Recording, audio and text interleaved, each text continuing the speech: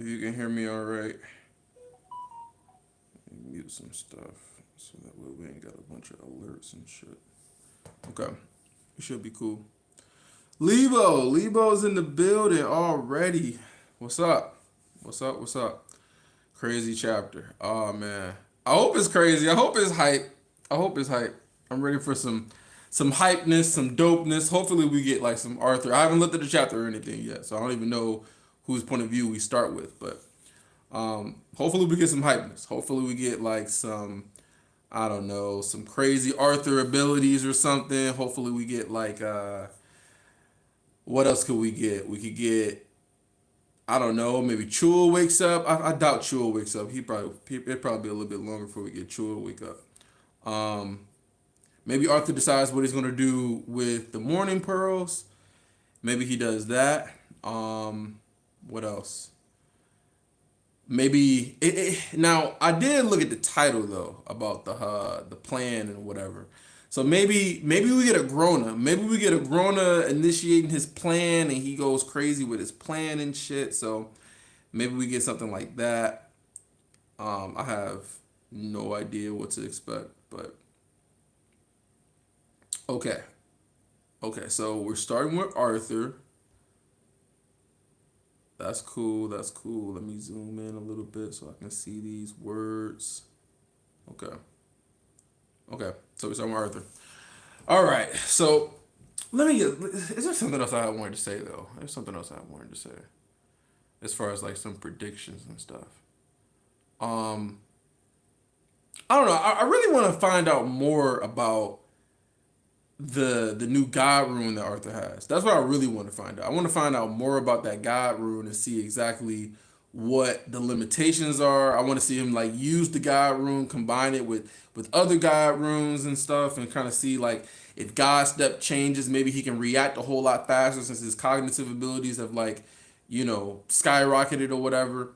I want to see how he's going to use the God rune with Realm Heart. That would be really dope to see like how much more control he might have, because he unlocked the ability to fly using some he unlocked his he got a what the fuck is it called? He got better insight with the interplay between um Ether. Fuck, I forgot what the shit was called. Ether. He got better insight with the interplay between, with Ether and shit and how it interplays with the mana and how there's less ether in the atmosphere, but it still grabs. I don't know. It's a lot of crazy shit I kind of want to learn more about with that, with his ability to fly and just. I don't know. I don't know. I'm gonna just get into the chapter. No more theories. No more guessing. I'm gonna just get into the chapter because if it really is crazy like how you said it is, I'm hyped. Okay, so a plan in many parts. Okay. Let me change this really quick. I know it might be a little dark, but I was supposed to be on the road doing this live, but my load ended up canceling, and so I'm back at home again, at least until Monday. Then I'll be back on the road again. But okay, a plan in many parts. So let me bring this a little bit closer. Okay, maybe. I wish I can change the brightness on here, but they won't let me. They got filters and shit, but they won't let me change the brightness. Anyway, so plan in many parts. So let's just get into it then. All right, so 10 minutes ago, so we're going back to the past, I guess. So I guess we're going to go back into the future. Okay. Vakajor, which we know that's the guy that kind of had, the interaction with him and Arthur where it was like, oh, do you really think you can take me or whatever? He's like, oh, I don't know if I want to do back when he was torturing Kara and shit. Um, so Vakajor's tense steps carried him from left to right. And why does it keep flickering, man? Is it because of my light? Like, I don't know why it's like acting like this. It didn't do this like the past few other times I didn't use it. I don't know why I keep flickering. Like, it was like on and off. Anyway, so Vakajor. Okay, so Vakajor steps carried him from left to right and back again in front of the dwarven throne. The noise of each footfall was muffled by the thick red rug that ran the length of the throne room.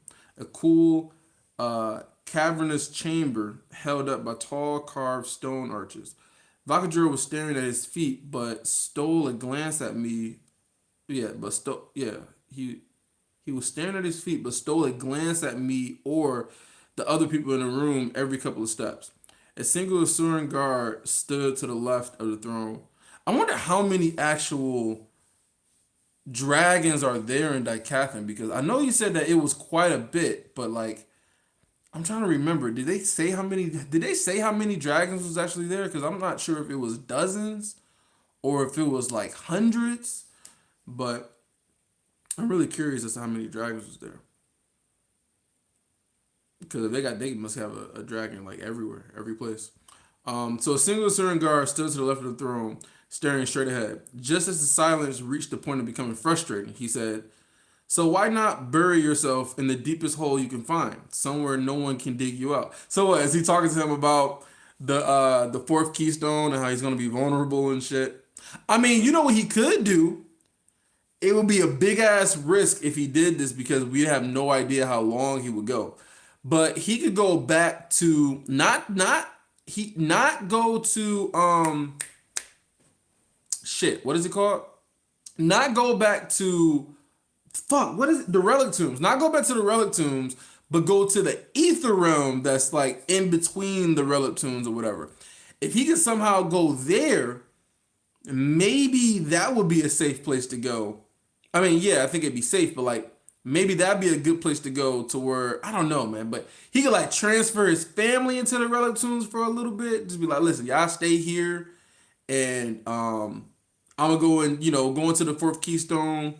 But then again, but that'd be bad though because if he were to somehow were to die or he somehow were to not be able to get out of the keystone anymore, then his family will be trapped in a relic tomb. So I'm not sure that's a good option either. Um,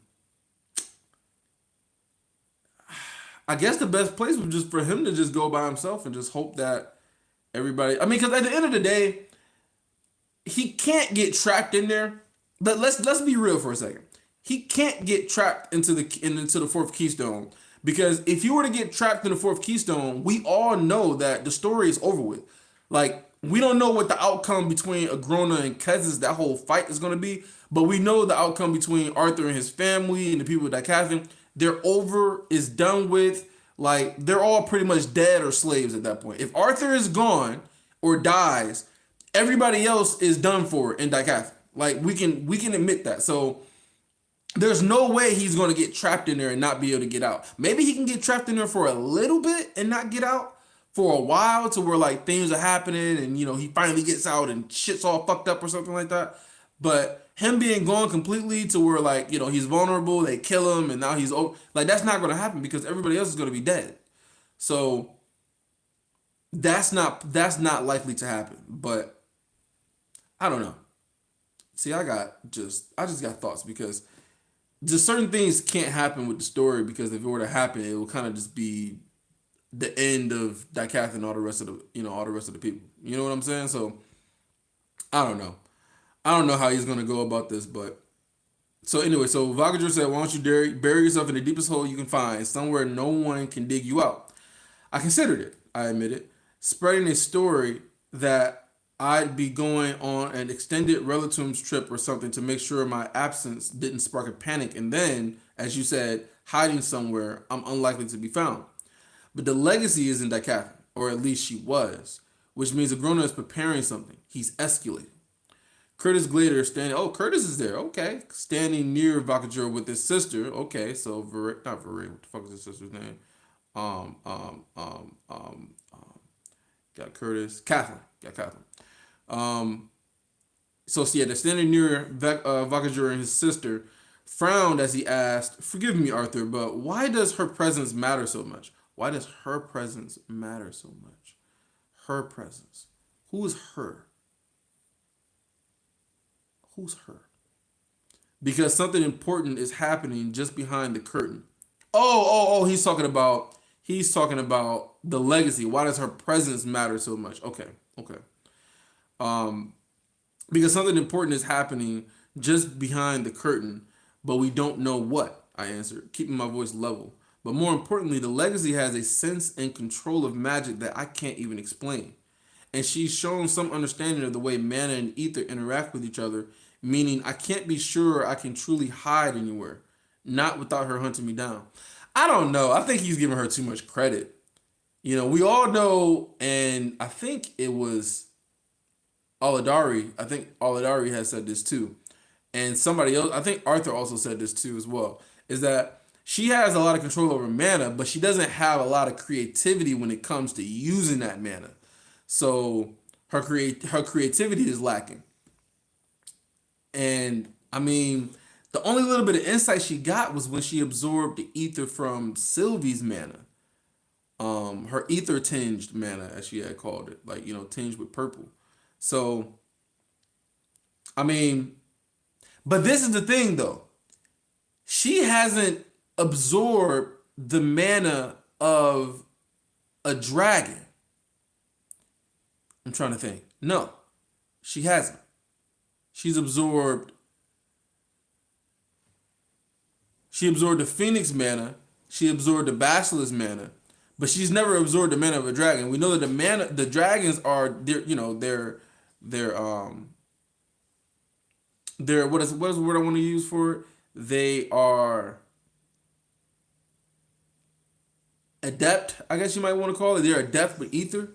And so they mana will probably be purple tinge too because of the ether, you know, they're attuned to. So if she would have absorbed all of the mana of a dragon and get some of that ether, maybe that would give her even more understanding to where I really hope this shit doesn't happen because I think this would be so fucked up to make her more powerful and she's already fucking overkill as it is. But maybe if she would have absorbed a dragon, she were to get better understanding of ether and be able, get this, right? Be able to use mana to manipulate ether. Like how Arthur manipulates the mana with ether, maybe she can start to use mana to manipulate ether. Not to the same extent that Arthur can, but to the extent to where she can, like, I don't know, do some crazy ass shit with spells. And I can't even imagine what she could do if she were to be able to do that. But maybe she could do something like that if she were to absorb a dragon. Because I mean, just that little bit of mana with ether that she had got from Sylvie gave her the ability to be able to manipulate Arthur's, you know, his sword to an extent. Not fully, but to an extent. I mean, who knows what would happen if she were to get a full dragon. So, man, I don't even know. I just don't understand why they keep making her more and more powerful because she's just a plot device, man. She's just a plot device, and that's it. A fucking confusing, non-interesting plot device. Okay, so anyway, let me continue reading. Um, so yeah, so she's showing some understanding of the way that mana and ether interact with each other, meaning I can't be sure I can truly hide. And let me see if I can. Can I touch this? Like maybe I can. Like let me see. I can't do nothing. I'm trying to prevent this shit from keep on. Let me try. No, no, no. I don't think there's anything I can do. It's gonna just keep on flickering with the brightness. It's really fucking stupid. But anyway, so he gives her too much credit. I can't be sure I can truly hide anywhere, not without her hunting me down.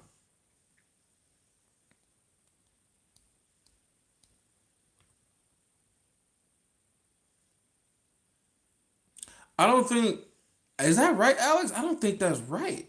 I thought that maybe you are right. Maybe you are right. I always thought that 10 minutes ago or whatever, just because the conversation happened. Maybe that makes more sense. Because why would it be 10 minutes? You might be right, Alex. I might just be reading this shit wrong because I just didn't know. You're probably right. You're probably 100% right. Let me turn this off really quick. Shit. Okay. But appreciate that tip though, because I did not know. I thought that was part of the actual part of the chapter. So anyway, let's see. Where was I at? Where was I at? Where was I at? So yeah, so he's escalating. All right, why does her presence matter? He's giving her too much credit. I can't be sure I can truly hide anywhere, not without her hunting me down. But she can't follow you into the relatives, Kara asked. Her first words since the meeting began. So okay, so you got Vagajor, you got Curtis, you got Kathleen, and you got Kara there. They're all just having this like little conversation. Her first words since the meeting began. Why not squest fuck it, look, is it yes, sequester, how the fuck you say this word? Sequester. I think that's how you say it. Sequester yourself away within them. You could find somewhere safe with the compass. I'm sure, and wait it out there. That's what I thought, but what if you were to I shook my head. I've already tested this theory. I can't breach the Keystone security. Wait. I can't breach the Keystone. Wait, what? I can't breach the Keystone security measures within the relative. What the fuck does that mean? I can't breach the Keystone security measures within the relatives. I can't breach. So does he mean that like he can't get into the Keystone while he's in the relatives? Is that what he means? Brother? Tell me if y'all understand what the hell that means. I can't breach the Keystone security measures within the relatives. He can't breach the Keystone security measures within the relatives. So I'm thinking that means that he can't go into the Keystone while he's in the relatives. That's kind of what I'm getting from that. I can't breach the Keystone security measures within the relatives. Something about this one is different. I think that's what that means. I think he can't, but the security measures. So I think he just can't go into it and start it while he's in the relatives. That's bullshit, man. All these security measures. But I think that's what that means. I think that's what that means for sure. Let me see if I can go.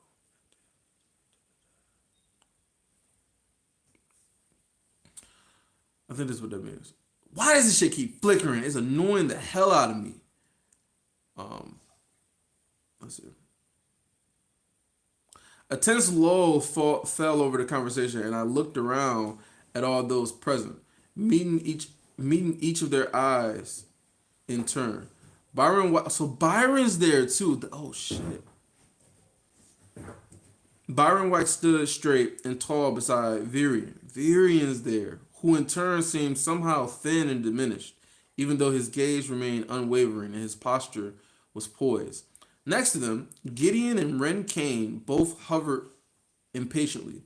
A straight-backed woman stood with her hands behind her back at their side, her torso bare except for a strip of dark cloth across her. What the fuck? Her torso was bare except for a stripe or a strip. It could be, yeah, strip of dark cloth across her chest. So she's literally dressed like one of those Japanese samurai women with just like some cloth around her chest and that's it. Why the fuck does she only have such little clothing on? That's strange. What was I gonna say? Kara stood just behind them, almost as if she was using them to shield herself from Bakajur. Her red eyes caught mine, and she bobbed her head slightly. Her azure hair shifting around the visible horns wrapping around her head. Regis was at her side. Okay. Settled protectively between her and the dragon, who he glowered at unabashedly. Micah and Veray were present as well.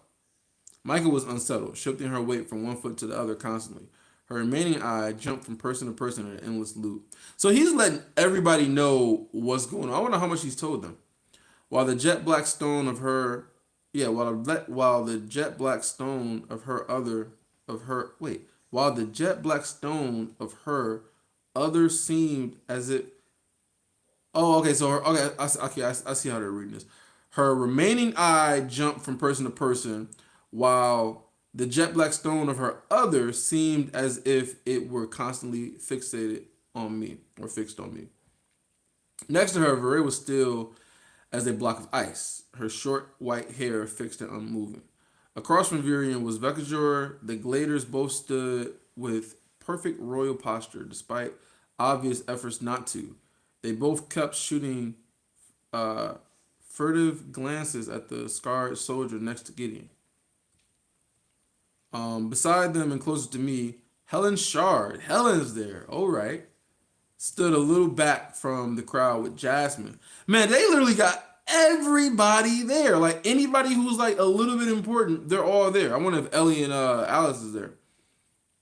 The two adventurers slightly out of place among the royalty and Asura. Of everyone present, it was these two old friends who I had known longer than even Tessia and Virion that brought me comfort, which perhaps only made what I had to ask them even more difficult. Finally, standing at my side, like a shadow, was Ellie. She fidgeted nervously, her eyes focused anywhere except the other people in the room. The unstrung bow version of Aldir's weapon, Silverlight, was strapped to her back. She hadn't yet learned to use it, but I figured its presence brought her comfort. Virion let out a low, thoughtful hum. So why these locations specifically then? Why this many? Okay, so everybody's there. They're just chilling. They're just cool. Meanwhile, okay, okay. Let's see where this goes. So why these locations specifically then? Why this many? I gave him a soft smile as I shook my head. I know my request is made more difficult in my inability to provide a thorough explanation, but this operation requires a certain amount of secrecy. I really can't tell you more. So why these locations specifically then? I wonder, no, I don't think it has anything to do with the locations of like the keystones because he already has all of them. So there's no more locations you need to go to. So I'm guessing he's setting up some plan and he is okay, okay. So far, you've spoken as if you know we'll be attacked, Helen said, but you haven't even told us what this is about. How can you be so certain the enemy will strike now? I can't, I answered simply. This could all end up being unnecessary, but preparation is never wasted, especially in war. Agrona has proven more than adept at infiltrating and turning even the highest levels of our leadership. His spies have infested his spies have infested Daikathan for decades, and he has been ahead of us at nearly every turn. It would be foolish to simply hope that he won't discover and attempt to take advantage of my absence, either to come after me directly or to launch some kind of attack on Daikathan. We have to be ready. Catherine's brows rose slightly and her eyes flashed mine. These places, they will become targets. That's what you intend. Ellie shifted beside me and I rested my hand on her shoulder, shooting her a warning look. These locations will, by the very efforts by the very effort of our actions, likely become Agrona's targets. Yes, it allows us to fortify and prepare in a way we haven't otherwise, or prepare in a way we can't otherwise, and protect less defensible areas through deflection. So we're putting our people in more danger than they might otherwise be by following along with your requests, Catherine replied, quiet but cutting. So we're putting our people in more danger than they might otherwise be by following along with your request. Okay. And it's just still so crazy to me because he has to make a request. You know, it's just like, oh, here's what I need y'all to do. Oh, you don't want to do it? Then sit here and die. You know what I'm saying? Like, oh, you don't want to do what I want you to do? All right, then sit here and die. Protect yourself. See how long you last without me. You know what I'm saying? Like, it shouldn't even be a request. It should be like, so this is what you want us to do? You know, like, I don't know. Like, he literally single-handedly saved everybody. You know, like, don't they feel like they owe him some shit? You know, I don't know. I don't know. They already know they can't trust the dragon, so it's just like. So anyway, so I guess he's having them go to some locations. These locations make them become a target from Agrona. So they're putting their people in more danger. So let's say, unless Ediston were to become a target anyway, Jasmine answered, dismissing the younger woman with a single look. Curtis shot Jasmine a glare, but backed down quickly when she matched it, her light red eyes flaring like cinders. I fail to see how the elves can be of assistance here, Virion said, sounding tired. Virion, bro, why you want to go to sleep? Like, you supposed to be, I mean, you're the former leader. Like, bruh, Virion's been through a lot, man. He's just wiped out. He lost everybody. Lost his kids, his traitorous ass son and his wife. Lost his granddaughter. Lost his wife. Lost his best friend, Renia. Like, he just needs to take a nap, bro. Like, Virion just need to go take a nap, go play with the grandkids, even though he don't have no more grandkids. That's so fucked up. And just go chill somewhere. Like, you've done enough, man. Like, just go chill. His ass is just tired and shit. Why does this shit keep flickering? It's really bothering me. How can I stop this shit from flickering? I don't know. Maybe I can go on the other side. Maybe the other side will stop it from flickering. Let's see if I were to go right here. Maybe that'll stop it from flickering. Okay. What about this? I think this might be better. Okay. All right. So I fail to see how the elves can be of assistance here, Virion said, sounding tired. We are no longer a military force in this world. Arthur, as you well know. It's not the elves I need, I explained gently. It is you, Virion. You were the commander of the Tri-Union's forces during the war. No one else here can match your strategic and military mind. No one else that I can trust, at least. Voyager scowled at this. Bro, he can't trust you, motherfuckers. Like, oh, I'm scowling because you can't trust us. Bitch, y'all still call them lessers. How are you supposed to trust you? Like, fuck out of here. No one else I can trust, at least. Voyager scowled at this, but did not interrupt. Virion frowned as well, but his expression communicated something very different from the dragons. Other concerns were voiced, and I did my best to ease them without downplaying the dangers. What does he want them to do?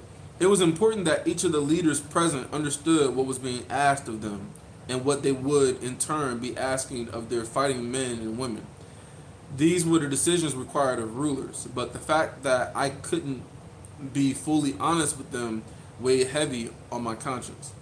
If people were going to die while I chased fate, they deserved to be prepared, even if they couldn't know the truth of why. So what is he leaving out? Oh, he's probably just leaving out the stuff with the Keystone. But he's not about to chase fate right now, though, right? Like, don't we still have more time for him to prepare some other stuff before he actually goes? Man, there's no way this is happening so quick. Ren hummed into the silence that followed their flurry of questions. And do these fortifications require the same escalated timeline as our, he amended, looking pointedly at Gideon, project? Raising my chin, I met the many pairs of eyes turned in my direction in a single sweep. 2 weeks. That's all the time we can afford to make preparations. I'd like to do it sooner, but I understand what I'm asking can't be completed overnight. 2 weeks? Voyager said with a booming, humorous laugh. 2 months would not be sufficient. What does he want them to do, bro? Ren's brows raised in his unkept hairline, and he gave me a look that said very clearly, I told you so. My task cannot wait any longer than that. If possible, and if the risks to Decathlon weren't so high, I would have started already. Sensing the right moment for a distraction, I shot Ren a look and nodded subtly. You all need time to think things over, I understand. I would like to speak with each of you individually to better answer your questions and plan the appropriate defenses. But while you are together, I wanted to give Master Gideon an opportunity to speak as well. The old inventor cleared his throat and scratched his head as all eyes turned to him. Okay. As some of you are likely aware, we are currently working on a military project designed to help even the odd against a superior number of magics. Oh, I read it. Let me reread this. As some of you are likely aware, we are currently working on a military project designed to help even the odds against growing a superior number of mages, Gideon explained. He provided an overview of the fire salt infused weapons, which the forge masters and earth movers guilds were already working to produce in larger numbers. Then he gestured to the woman at his side, Claire. Would you care to speak about the other project? Moving with a stringent military march, her long scarlet hair bouncing with each forceful step, she strode out into the middle of the chamber. Wearing only the strip of dark cloth and a pair of tight-fitted leather breeches, the large, jagged scar across her sternum was plainly visible. Although this scar was old and healed over, fresher scars radiated out from around it. The new is still red and irritated, only recently healed. Officer Claire Bladeheart. Wait. That's Claire? Wait. That's Claire from who got our core fucked up? Am I remembering this right? I could have sworn her name was Claire. And then Bladeheart. Like, her family with all the red hair and shit. Like, that's Claire. Am I crazy? That's Claire? No way. Claire Bladeheart. Is that her? Is that really her though? Or am I crazy? The newest red the newest still red and irritated, only recently healed. Yeah. Her scars from her core from being stabbed. And she got fresher scars, so she's going through some more shit. The newest still red and irritated, only recently healed.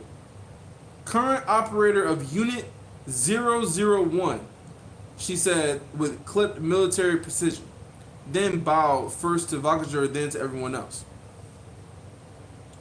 Catherine wore a subdued but proud smile while Curtis' eyes kept being dragged down to the scars on Claire's torso before snapping back up to her face. Yeah, that's Claire, bro. Wow. So what the hell has she been doing? She been part of the experiment with Gideon and Ren? She immediately launched into what sounded like a rehearsed explanation about her role in the secret project, giving those in attendance the full details on the new weapons and what they were capable of.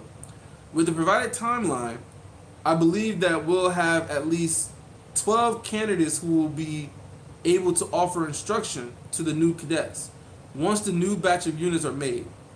And how many of these units will be operable in the next 2 weeks? Byron asked skeptically. Perhaps 100 or close to it, if we have the people to use them. Micah snorted. Can 100 make a difference? And against not scythes, but these wraith things or hells, even a sword? Claire went back and forth with a few of the others, offering some additional specifics on the capabilities of the project. As I listened to her explain things I already knew, I felt my insides squirm slightly with discomfort. There were a certain kind of morbid edge to Ren and Gideon's invention, but I understood the necessity. Perhaps with time, the implementation could be more palatable. Palatable? Yeah, palatable. At the very least, it was an invention entirely of this world, created by Ren and Gideon alone. The fusion of human and Asuran ingenuity. More so than the explanation itself, I found myself focused on Claire. I had only just learned of her participation as an operator, but there was something correct about her presence. My old classmate, the head of the disciplinary committee at Zari's Academy. It had been around 6 years since her core was destroyed during Draniv's attack on the academy, and when I had last seen her. She had been a ghost of her former self. Now she stood straight and proud, her explanation firm and exuding ambition. It gave her hope. Or it gave me hope. It gave me hope. After a lengthy discussion about the project, Claire left, and Gideon and Ren went with her, excusing themselves to return to their work, which was now on an aggressive timetable. That seemed to be a signal for the others to break free as well, but I promised to visit each of them as soon as possible and offer any assistance I could in order to put my plan into action. Kara hesitated, but I sent her out with a subtle gesture, and Regis returned to my side. Ellie, the last to leave, gave me a quick side hug. Should I wait? No, you're dismissed, soldier, I said teasingly. I'll find you again soon so we can practice. Nodding, she hurried out, leaving only Vakager and his guard with me in the throne room. The guardian eased himself down on the throne, watching me curiously. I don't intend to draw more attention to Vildorio, but I'm afraid it will be a target anyway, I said, moving to stand before the throne, which meant I had to look up at Vakager. Gotta look up at this motherfucker. You need to be ready. I can't say what a Grona might throw at you, he scoffed. You mean if he attacks at all? You seem to be suffering from some mythical thinking in regards to a Grona, as if he has some magical insight into all that happens. It seems to me that even telling this group was a mistake. Wagner leaned forward, his elbows on his knees. We haven't even seen any sign of the legacy as you seem to fear, as you so seem to fear. That doesn't change the reality of our situation, which is that I refuse to discount Agrona's ability to see and take advantage of our weakness.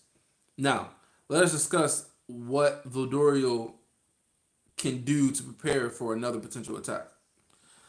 Oh, okay. So time goes on. After a frustrating conversation with Vakager, I left with Regis on my heels, already turning my thoughts toward the next conversation I needed to have. But I felt the weight lift from my shoulders as I entered the outer chamber of the palace entry and found Sylvie waiting for me. Despite her aging through the process of her death, quote unquote, and rebirth, quote unquote, Sylvie still looked young, standing apart from the few clan lords and high-ranking guild members who lingered around the palace. Once she stood out, whatever she went. Wait, once she stood out wherever. Once, God, I'm reading this shit fucked up. Once she stood out wherever she went, with her dark horns jutting up from her pale blonde hair. But now she wasn't even the only dragon in the room. As another of Akadra's guards lingered near the entryway, looming over everyone who came and went. How did things go with the survivors? Well enough, she thought back. Who was this that said? How did things go with the survivors? I guess that was him asking her. Well enough, she thought back. I think that's through line of sadness, or a thorough line of sadness, undercutting her words. Um, those people, the few who survived, won't recover quickly from the trauma they've gone through. From one tragedy to the next, Regis added darkly. I cleared my throat and indicated for her to follow me, leaving the palace and heading upwards along the tunnels and stairs leading towards Virian's retreat. Sylvie filled me in on everything happening in his iris as we walked, entering the cavern housing the last remaining tree from Eleanor, or from Eleanor, not Eleanor, from Eleanor, was sort of like going through a portal into another world, so bright and green, it was easy to forget you were on the ground. The cavern had changed somewhat since we were last there. A large section of the ground had been tilled and was now growing a variety of plants, mostly small tree seedlings. Virion was on his hands and knees in the soil, carefully uprooting one of the seedlings with a trowel. Byron stood behind him wearing a pair of gardening gloves. Fucking Byron gardening, bro. Ain't that some shit? Um, yeah, he was wearing a pair of gardening gloves and holding a glass jar half full of the soil. You're early, Virion grumbled under his breath, easing the seedling down into the jar, which Byron carefully set aside. Man, it's so cool that like Byron is just like so loyal to Virion after everything that had happened. Like I think that's really dope. I think that's really dope. The fact that like they're always together, like all the time. Um, so you're early. Virion grumbled under his breath, easing the seedling down into the jar, which Byron carefully set aside in a cart full of similar jarred plants. I assumed Vakajor would keep you all day. What's all this then? I asked, leading Sylvie and Regis over to the garden. Glancing at Byron, I added, That's a good look for you. He regarded me with his usual coolness. Whether I wear steel gauntlets or leather gardening gloves, I do so for the good of the cavern. Virion gave a loud and delicate snort. I've been experimenting with the soil from Ephiotis. Oh yeah, the soil. That's right. That's right. the Mount Geolis soil or some shit. I've been experimenting with the soil from Ephiodus and the seedlings of this great tree. We've already even transplanted a few to various out of the way regions around Ellenwire Waste. I'm hoping to extrapolate the unique qualities of the soil and how it affects the seeds, but Tessia was always the expert in plant attribute manner. Quiet fell as the old elf stared down into the jar. Tessia, Virion lifted his gaze, searching mind for any semblance of hope. How does she fit into all of this? I had expected this from him and had spent quite a lot of time considering how to handle the legacy. If a Agrona attacks, we have to expect that the legacy will be at the forefront. Not to put too fine a point on it. I met Byron's hard gaze, but no one other than me can hope to even delay her. Much less put so he's I met Byron's hard gaze, but no one other than me can hope to even delay her, much less put up a fight. Even I'm not sure I can defeat her in battle, which is why we're not going to fight her at all. I raised my hand, forestalling the barrage of questions I was certain were coming. I can't give you the details, but I've already got a plan on how to remove her from the battle, at least for a while, without harming Tessia. I nodded hurriedly as a scowl formed on Virion's face. Man, they're so hopeful that they can get Tessia back. But they have no way of knowing how to even do that. Like, she's so fucking dangerous. Just like, listen, she was the idiot who went and got herself captured. Let's just call it what it is. She was the idiot who went and got captured because she was fighting one of the retainers, and then Ellie was there. Ellie chased after her, and then Ellie ended up getting captured by Nico, and then she sacrificed herself to save Ellie. But then again, I don't know. I feel like so much shit wouldn't have happened if she would have never done some of the stupid shit she done, like running after her parents when they were clearly traitors, clearly deserved to be dead, and then you found them dead, and then Arthur had to come and rescue her back when she was with the female cook and their group, and then Nico came and started fucking everybody up. Fucking Nico's done so much fucked up shit. Nico came and started fucking everybody up, and then Arthur went and had to save her from that with Sylvie on the dragon and shit. And then that's when Cadell had came. Like, all that shit happened because she left when she wasn't supposed to leave. And then Sylvie sacrificed herself and all that shit. I don't know. Things could have turned out so different if she would have never left. Anyway, so let me get out of memory lane. So he said, without harming Tessia, I added hurriedly as a scowl formed on Virion's face. As for you, I apologize for putting you on the spot earlier in the meeting. You are right. You should take your people and go hide somewhere, away from the likely targets.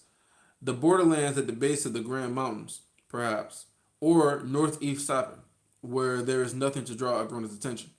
Virion stood, seemed to shake off some fatigue and tiredness. He gave me a penetrating look. No, you were right. Vagager and the dragons can't be trusted to keep the best interests of the human and dwarven soldiers in mind. I can't lead the protection of this continent to the same creatures that destroyed my homeland, Arthur. Okay, smart. Okay, so he's not needing to just go in the corner and just chill. So he still wants to have a little bit of fight.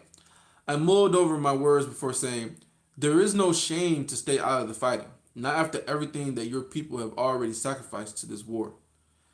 Eleanor deserves to be replanted, and you deserve to be the one who accomplishes that. As Virion swallowed heavily, Byron shifted, taking a half step closer. Perhaps regrowing the forest of Eleanor won't be enough to balm the guilt of my many failures, Virion said, his gravelly voice softening to barely above a whisper. And if I keep fighting, maybe I won't even live to see it.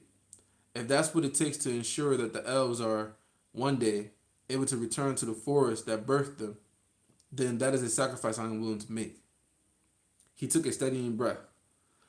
Although, if I had one last wish, it would be to walk beneath the trees of Elshire once more with Tessia at my side.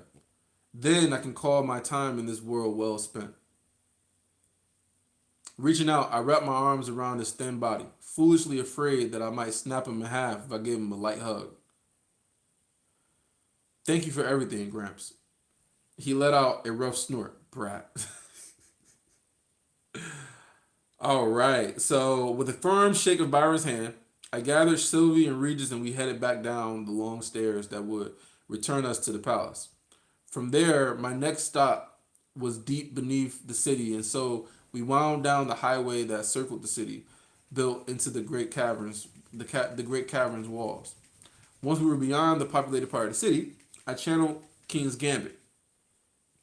By lightly imbuing the god room with ether, I could activate it. Wait, what? He could partially activate a god room? When the fuck did he do that? We're learning all new stuff. So he could lightly activate it. So what does lightly or partially activate? What does that do? While it still glowed golden from my spine, it didn't conjure the blazing crown atop my head. Okay, so it doesn't have the obvious showing that he's using it with the crown. But wait, why does it say now that the blazing? Okay, it didn't say golden crown. It said blazing crown. I thought they changed it from a violet crown to a golden crown. But he's talking about the golden glow from his spine. Okay. It didn't conjure the blazing crown atop my head, which seemed like a great way to start any number of unwanted rumors about me. Right, Godspell. Okay. The result was an ability. I'm still not seeing, Lebo. I'm still not seeing how this was so crazy of a chapter, but maybe we're gonna get there. So far, it just seems like he got this plan, and it's a secretive plan. He doesn't want to tell anybody about it because he knows that Agrona has a lot of spies and stuff, so you got to keep things a little bit of a secret. But he wants them to prepare. He's giving them 2 weeks to prepare, and this preparation is going to make them, whatever he's trying to do with these locations, is going to make them more vulnerable or make them in more danger or some shit like that. So, I mean, that's all we really know. And he's giving them 2 weeks to prepare for it. And Gideon and Ren, they have to accelerate their timeline on their experiment that they're doing. Okay, so the result was an ability less powerful than what I'd used against Aladari, but still allowed me to break my thoughts into pieces in a way that wasn't possible without the God Rune. I'd already found this invaluable as I outlined the many layers present in the plan. I was attempting to put into place. Sylvia and Regis followed my thoughts quietly, struggling to keep in tune as I considered my previous conversations, how the attitudes of everyone involved might impact the execution of this plan, and also outlining the conversations to come. There was a cold comfort to being under the effects of King's Gambit. It was easier to strip away the emotion, all the fear and guilt, and approach the necessary solution objectively and logically. So he can strip away but we know that he can control his emotions a whole lot better. Like he can control, what is it called, his subconscious mind, and stop his like facial expressions from reacting to certain things. Like he has complete emotional control when he's using King's Gambit. All the fear and guilt and approach the necessary solution objectively and logically. With my plan still sitting in this box like with my plan still sitting in this box like a jigsaw puzzle, divided into many separate pieces. It was difficult to see it all without the God Room, and so I've been spending every spare moment with King's Gambit active. Oh, okay. It was difficult to see it all, so all his plan, his complicated plan, thanks to King's Gambit. As we crossed into one of the larger caves on the way to the deep workshops, a flash from Regis dragged all of my threads of thought back into alignment. Kara stood by herself atop a flat rock that divided a stream running through the cave. Her figure was little more than a silhouette in the flickering. So I'm guessing that Kara represents Ceres. as far as like one of the leaders and important people, right? So Kara represents Ceres, and then you got Vakajor who's like in control of Vidorial, and then you got Curtis and Kathleen, which is in control of I think Black Ben, is that right? Or Ediston? Either Black Ben or Ediston, one of the two. Um, and then you got Virion, which is not really in control of anything. And then you got the Lances, which they're just a powerful force. Although we still don't know how much more powerful the the Lances actually are going to get. But okay, I'm gonna see how much more crazy it gets, Alex. I'm gonna see. Okay, so I'm guessing it has to do with Arthur's plan. That's what I'm guessing. I'm guessing this craziness has to do with Arthur's plan. I wonder what the hell I'm gonna be thinking at the end of this chapter. So Kara stood by herself, her silhouette in the flickering light of a fire that burned from the steam from the stream's shore. Moving slowly, she fell in a breath and then pushed her hands outward. Light filled the caves as a fiery wave of heat rolled out of her. The water hissing and steam. I thought that she couldn't control fire. I thought that her black fire, which I forget the name of it, is it not Hell's fire? It's called something fire. I thought they didn't have any heat, so she couldn't use it to like start a fire back when they was like in the snow mountains and shit. But now she's like using heat now. Now she's like heating up the area. So I wonder what that's supposed to mean. So light filled the cave as a fiery wave of heat rolled out of her, the water hissing and steaming in response. I squinted through the heat distortion as Kara seemed to vanish, melting into the shadows and steam. What? She flickered in and out of view. Then the heat wave and steam both diminished. So like an illusion? Only then did she turn to look at us, a pleased smile half suppressed. I was hoping you'd be down soon. Kara, I said in greeting. How's your family? Fine, she said simply. Shaken up, and I think questioning their decision to follow Ceres. Not really, but you know what I mean. I couldn't bring myself to stay out in those wastes with them, though, and I'm glad I returned. I've been helping Gideon and Emily with the next stage of their testing and with the spell forms. Okay, so they're still messing with the spell forms and stuff with the staff. They wanted to study Alacrian runes and to see if someone who already has some would experience these spell forms differently. I assume, I said simply, gesturing to the steam. Maybe she got a new rune and she's testing it out. Maybe that's what that is. Because she never could use heat before. Um, I assumed, I said simply, gesturing to the steam or the stream that had only moments ago been hissing with steam. Yeah, so she did get a new room. A grin suddenly bloomed over her features and she half turned and pulled up her shirt, revealing the runes hidden beneath, including one higher and larger than the rest. A regalia, bro. I knew I was talking. I knew it. Like, she can never fucking use heat. Like, what is this? So she got a new rune and it's a regalia. Yo. I wonder what the fuck this thing can do. Um, this is crazy. Okay, cool. So a hidden beneath, including one higher and larger than the rest. I received a regalia, or she cut herself off, seeming to realize the position she was in, and then slowly lowered her shirt, clearing her throat. She continued, "That wasn't very ladylike. I apologize." I heard the words preparing to bubble up out of Regis like a geyser before he had quite started to speak, and I trod heavily on his foot. No, it wasn't, I answered, although I didn't try to hide the laughter in my tone. Anyway, there is something distinctly less forceful about the Dicathian application of. Wait. There's something distinctly less forceful about the Dicathian application of spell forms, she said, wry amusement lending a cutting edge to her tone.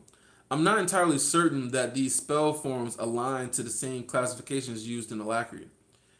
She's not entirely certain that these spell forms align to the same classification used in Alacrity, especially for those of us who have benefited from your proximity. We know about that. Anybody who's around Arthur, they fucking get super powered spell forms. She glanced away, one hand feathering through her hair as she tucked it back behind her horns. I was quiet for a moment, thoughtful. Then I turned to my companions. Could I have a moment alone with Kara, please? You're not really alone when they can read your thoughts, so I guess it's for appearance purposes. Sylvie's brows rose a fraction of an inch before she controlled her expression. Putting a hand on Regis' mane, she said only, "Of course, we'll continue on then." Whoa, uncool. We're the horny trio, remember? Trio, not the grabbing one of his horns. Sylvie steered Regis away, cutting off his protest. Kara raised her hand in a small wave, then regarded me thoughtfully. I waited until they were gone and raised the mental barrier. Yeah, I waited until they were gone and raised the mental barrier between us. Do you know what we're doing down here? She hesitated. I've seen the mana beast, but nothing more. So they got mana beasts. Okay. Gideon rambles sometimes, but Emily Watson seems efficient at keeping him on track. I took a couple steps closer, stopping just on the bank of the stream and stared down at my feet. I'm sorry, Kara. Although I wasn't looking at her, I heard the shifting of her posture. What for? I shook my head, struggling with the words. My thoughts jumped immediately to King's Gambit, but I pulled back from the idea. My thoughts jumped immediately to King's Gambit, but I pulled back from the idea. What was the idea? The idea what? To use King's Gambit? Not wanting to give this task over to the cold logic of the guy. Oh, okay. So something's about to go down. Something he's got to do or something. And King's Gambit can keep his emotions out of it, so it can keep him like more cold and calculating. But he doesn't want to do that. He want to, whatever he's about to do or whatever he's about to say, he wants to do it without having anything altering his emotions. My thoughts jumped immediately to King's Gambit, but I pulled back from the idea, not wanting to give this task over to the cold logic of the guy room. There is something I haven't been able to get out of my head in Ediston. After the attack on Aladari, Lyra had lied about something. There is something I haven't been able to get out of my head in Ediston. After the attack on Aladari,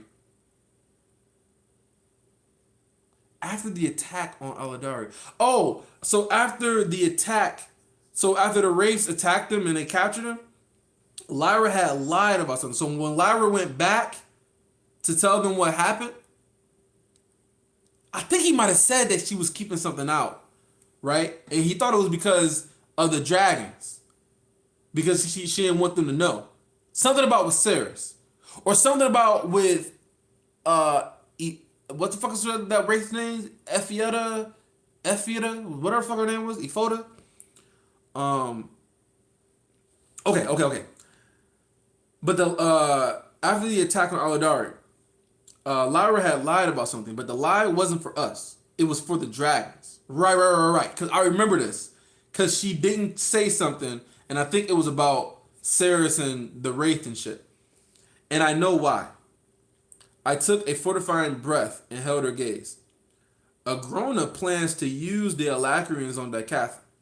He ordered his wraiths to leave them alive, but also to send them a message. I've seen the curses your people can wield, that Agrona can wield. A wraith detonated right in front of me before he could spill any of Agrona's secrets. You believe you can't trust me because of Alacrian blood? It's not the blood. It is the curse. But also because, yes, their blood does mean something, right? Because we know that Agrona had used the basilisk to breed with the humans that were there, the Alacrians. And so they have his blood or their blood or basilisk blood.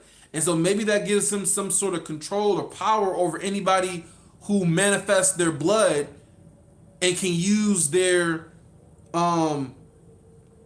their void magic and shit, right? They're decay type magic. So you believe you can't trust me because of my Alacrian blood? She frowned at me, puzzled. But I've been among those people, Arthur. There are no loyalists among them. But it might not be in their control though. You know what I'm saying? It might not be something they can actually control. You know, it might be just because of their blood. But it might be you might have to manifest it in order for it to work though. And Kara has manifested her blood. Or awoken her blood or whatever the hell you want to call it. Not so there are no loyalists among them. Not after everything they've seen and experienced. I've never heard of anything like that happening to regular foot soldiers. Surely I don't know how or what kind of power he has over your people, but the threat was real enough that Lyra couldn't even speak the idea in front of others. I'm sorry, Kara. You can't be involved in any of this. You can't know what we're doing. None of it. Her head drooped, a curtain of blue hair falling over her face. Only a moment passed before she shook her hair out of her face. Looking at me calmly, after everything, all our time together, meeting my parents, sharing my bedroll, it all comes down to blood in the end. Despite her best efforts to make that statement sound like a joke, she didn't quite manage it. It's not as simple as that. Oh, Arthur, she said, adopting the forced formality of her upbringing, stepping down into the water. She wadded across. She's calling him Arthur now. No more Gray. She wadded across until she was standing in front of me, still up to her ankles in the cold stream. I may be an Alacrian, but I'm a high blood. I can take bad news in stride. She held out her hand like a royal waiting for supplication. I took it, bent low, and pressed my lips to the back of her gloved hand, playing along. But when I looked up at her face, there were tears in her eyes. Then her hand pulled out of mine and she marched away, water flinging ahead of her with each step. As she reached the cave's exit, however, she stopped and looked back over her shoulder. I wonder how all this might have been different if I was born on this continent. Might we have met under different circumstances? What could our relationship have become? It could have become something great. We know this. We know this.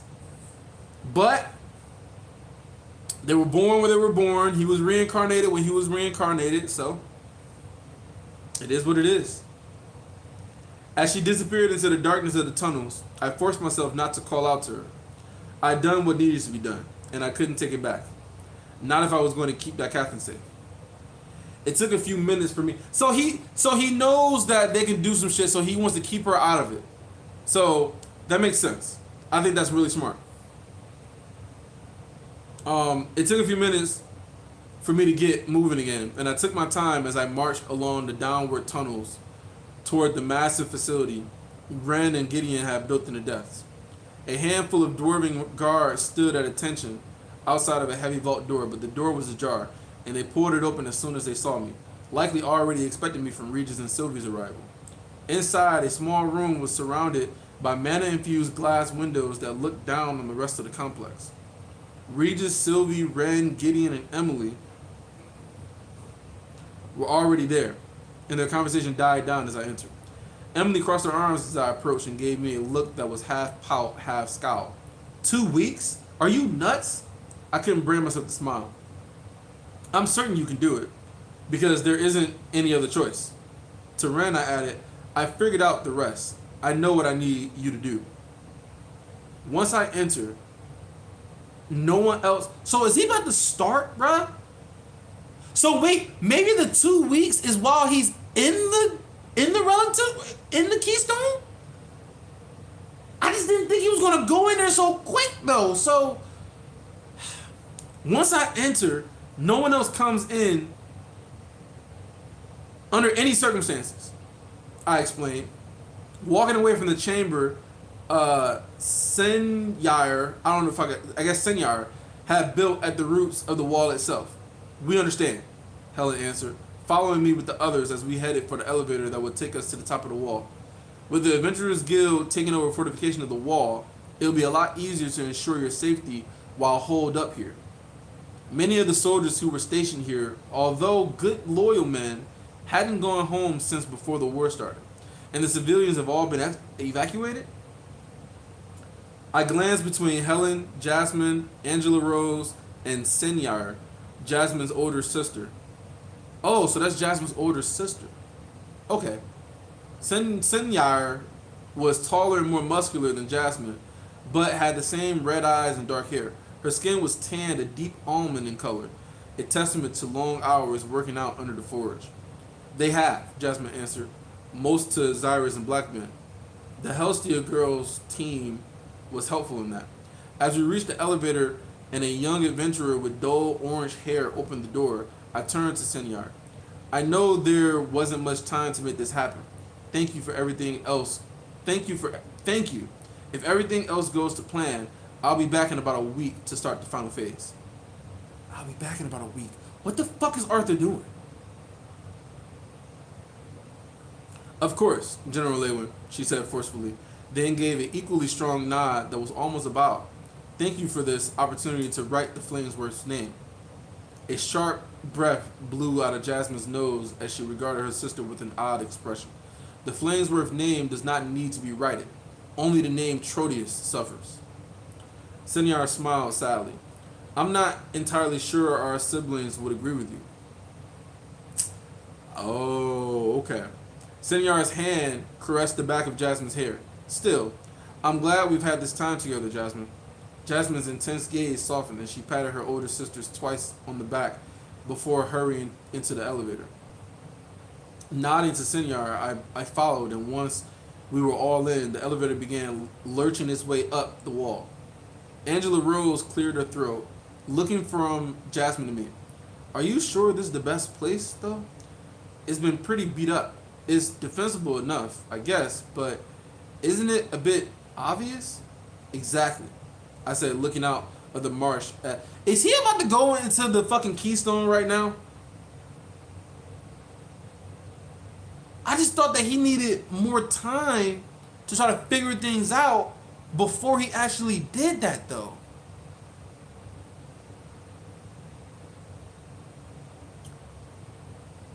Exactly, I said, looking out of the marsh as the buildings grew smaller and smaller beneath us. This may all amount to nothing, but Arthur, Jasmine interrupted, resting one hand on my arm. We all lived through the war. We've seen what our enemy is capable of. Some people on this continent may have been smitten enough with our dragon overlords to expect that they'll save us from any danger. But we know better. Whatever you're doing, however long it takes, we'll hold the line. Okay, we got Soldier Jasmine talking. I nodded, suppressing the emotions her words conjured in me. We reached the top with a small jerk and stepped out onto the walkway. Okay. A cold wind blew down from the mountains, cutting across the top of the wall with a are they at the wall? Like the actual wall that they was at last time where Reynolds had died? Because they took an elevator. So did they make an elevator to go up the wall or something? I'm just wondering what the fuck this wall is. Um, a cold wind blew down the mountains, cutting across the top of the wall with a noise like a howling manabeast. Sylvie was already up there, gazing out at the beast glades, her mind elsewhere. Regis manifested from me, stepping out of my shadow and hopping up to place his paws on the top of the uh Corinne. Let me see how the fuck you say this word because I'm not even about to try.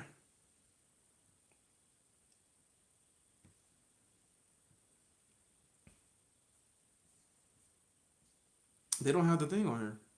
Okay, so can I like? Okay, I guess. What the fuck is Copilot? Ask Copilot.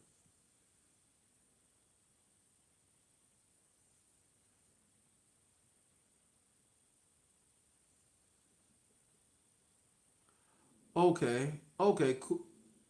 Oh, okay, they give me way too much information about this word. Cleavage is a fabric formed in a metaphoric rocks such as. Okay, they're giving me way too much information. God, shit. So it's a fabric formed in a metaphoric rock such as a phyllite. Okay, I don't know what the fuck all this shit is. All right, cool, cool, cool. So it's like rocks or some shit that's formed in rocks. Okay, flanking both edges. We all stood in silence for a bit, looking out over the wall and the beast glades beyond. You all know what to do then. I need to see to the other locations, and then I'll be back. Jasmine squeezed my arm. Helen, grinning, reached up and tousled my hair. Suddenly, Angela Rose jumped forward, pulling me into a crushing hug. Memories of my first time. Get those soft titties, bruh. And so pulled me into a crushing hug. Memories of my first time meeting her with a twin horn surface as I looked down at the top of her head, pressing against my chest. When did you get so small? You tell your mom we're going to take good care of you, all right? I returned the hug, ignoring the jealous pang seeping into me from Regis. I will. I reached my farewells with Jasmine and Helen as Sylvie rose up into the sky. Regis melted back into my body as I turned away. Violet lightning wrapping around me as the etheric paths lit up into my view. Wait. I finished my farewells with Jasmine and Helen as Sylvie rose up into the sky. Regis melted back into my body as I turned away. Violet lightning wrapping around me as the etheric paths lit up in my view. I resisted looking back, not confident I'd be able to give them the genuine look of assurance that I knew they wanted to see. I took a step up, high into the air. I took a step up high. I took a step up high up into the air, the wall over 100 feet below me, or below now. Leaning forward, I began to fly. So what, did he God step? So he God stepped into the air and then flew? That's kind of cool. I thought he'd just straight up just fly, but he God stepped and then flew.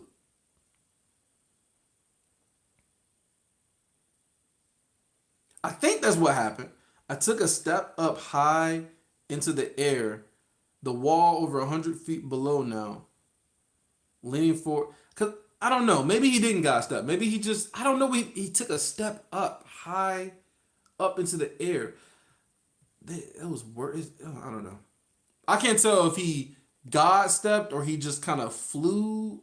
Like, I don't know what that means. Took a step up. But anyway, I told you it wasn't much. Madame Astera, yeah, that's the cook. Madame Astera said with a shrug as we entered the small cave. You're certain this is where you want to do whatever it is you're doing? So he's going to all these different locations. So what the hell is his plan, man? Kneeling down, I ran my fingers along a rust-stained pouch or patch of the floor, imagining how much blood must have pooled here to leave a mark well over a year later. This was the very spot where Astera had led her troops after their defeat at the Battle of the Bloodfrost. I'm certain, I said simply as I looked around. I need an earth mage or a smith to craft a pedestal right here. I indicated a spot. So is he just trying to like have multiple locations so that way they don't know where he's gonna be? Maybe? I really don't know. Um, I indicated a spot directly in the center of the cave, marking it with a rock and providing specific dimensions. I feel it necessary to point out that you being so close to Edison does cause some risk for the city, does it not? Curtis asked with the air of diplomat. Veray will be in the city to help with the defenses, I assured them. And you will have your own forces as well as dragons. With the city so heavily defended, the enemy's attention divided among several locations, I'm confident you can hold out. At the same time, even if they don't attack, they won't be free to turn over every rock and tree with the city at their back. Veray stepped forward and gave me a small bow. Arthur, in that case, I would like to stay here with you. If you are unable to defend yourself, you shouldn't risk. No. Arthur, in that case, I would like to stay here with you. If you are unable to defend yourself, you shouldn't risk. No, I said. The softly spoken words smothered Veray's argument like a pillow. Standing, I met each of their eyes in turn. My success relies on not being found. Perhaps it will only be ours, and nothing will happen in the meantime. But we need to prepare for the worst, for you all. That means telling no one, not even our allies, about this part of the plan. I'm so confused. Is he telling everybody different stuff? Because he's making it seem like everybody's important. You know, Madame Astera, wherever he's at, they're important. The stuff that's going on with Jasmine, their location by the wall, they're important. Um, I'm really wondering what the fuck is this plan that he got cooking up, man, or is already cooked. So, what is his plan? My success relies on not being found. Perhaps it will only be ours, and nothing will happen. So he's going to the fucking Keystone. But we need to prepare for the worst for you all. That means telling no one, not even our allies, about this part of the plan. Defend your city, your people, but don't draw attention to this spot no matter what happens. What does it mean, don't draw attention? I mean, okay. But what if it seems as if they're going to find you? Curtis asked, his confusion apparent. I met his eyes. Then distract them. Kathleen's head fell, but only for a second. When she looked back at me, her eyes flashed. Arthur, you are essentially asking that we spend our soldiers' lives to draw the enemy's attention so that you may stay safe. And yet you have not even told us what it is that you're doing. Please, we need to know more. We aren't your subjects to simply do as we're told. I stepped closer. Kathleen's icy demeanor reminded me forcefully of how she had acted back in school at Zyrus, but I knew it was only a shield that she put up to keep herself safe from those around her, from those around here, and now was no different. I'm preparing the final strike of this war. I let the words settle down over the others like slowly falling ash. Madame Astera's jaw stiffened, and she unconsciously shifted her weight to her good foot or her good leg. Curtis again glanced at his sister, but Kathleen's eyes were on me, her face a hard mask. An involuntary tremble ran through Veray, the rare crack in her cold facade. I wonder if he's still using. I wonder if he's using. No, he's probably not using King's Gambit. Then we will ensure you have the time you need. Once I had clarified everything, I needed to be. Wait. Once I had clarified everything I needed to be done and set the deadline for only a few days later. Once I clarified everything I needed to be done and set the deadline for only a few days later, I left, flying towards Edison's teleportation gates while leaving the others to return under their own power. Sylvie flew quietly at my side. It's not like you to put people in danger and not even tell them the truth about it, she said at length, an edge of concern lacing her thoughts. What if we return from the Keystone? Wait, why did he say we? Does he mean Regis and Sylvia are going into the Keystone with him? Why did he say we? What's up, Vasquez? What's up? But I'm wondering why he said we. What if we return from the Keystone and find Kathleen or What if we return from the Keystone and find Kathleen or Jasmine or even Ellie dead because we didn't tell them enough? My mind was blank for a long moment, capable of forming no coherent thought. Ellie and Mom will be as safe as I can make them, I answered at length, not bothering to justify my actions. The rest, though, Regis chimed in, his frustration clear even as he tried to keep up some barrier between us. Kara, after everything we've been through together? I sighed, the wind whipping my breath away. If Agrona is able to target and use Alacrians against them, or turn any of them into a bomb, as he did the Wraiths. But you don't know he can, Regis shot back. Just because that guide room makes you think fast doesn't mean you'll always think right. I know success is important, but what's the point if you lose everyone along the way because of it? But it's more to it than just the people that he care about. It's about just the people in general, though. You know, it's about everybody. So even if his mom dies, even if Ellie dies, even if Kara dies, if he's able to save, millions of people, then it's worth it at the end of the day. You know? Like, you can't value a few lives over the masses. Although Arthur's life is probably more valued over the masses, but I don't know. I guess it all just depends. Okay. So what's the point if you lose everyone along the way because of it? He hesitated, searching inward for a moment, then continued. Wow, that did not sound like me. I'm getting soft because of you. He's not wrong, Sylvie thought, looking over at me from the left. The wind whipped her hair behind like a flag. I think the guide room brings forward the gray in you, Arthur. Oh, that's what she thinks. Okay. I gritted my teeth and pushed on faster. Maybe that's what we need right now. It was almost time. 2 weeks were up, and nearly everything was prepared. Deep, deep beneath the desert, far even beneath the crumbling remains of the Jinn sanctuary, Ellie, Sylvie, Regis, Ren, and I stood in the portal room, which had changed drastically since we'd been there last.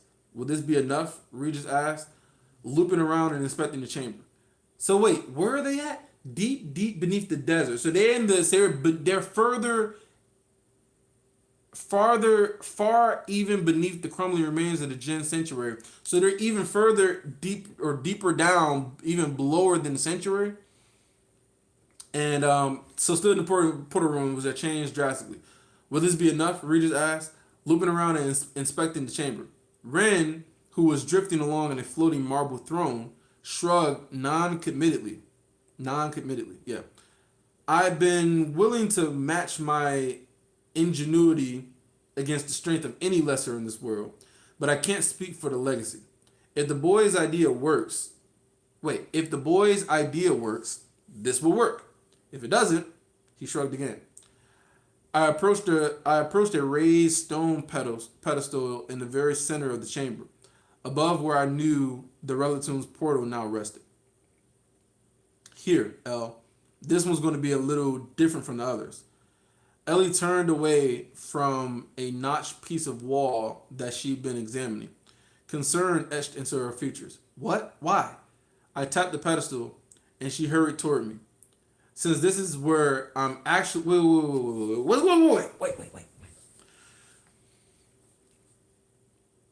Here, L, this is going to be a little different from the others. This one's going to be a little different from the others. What does it mean, this one's?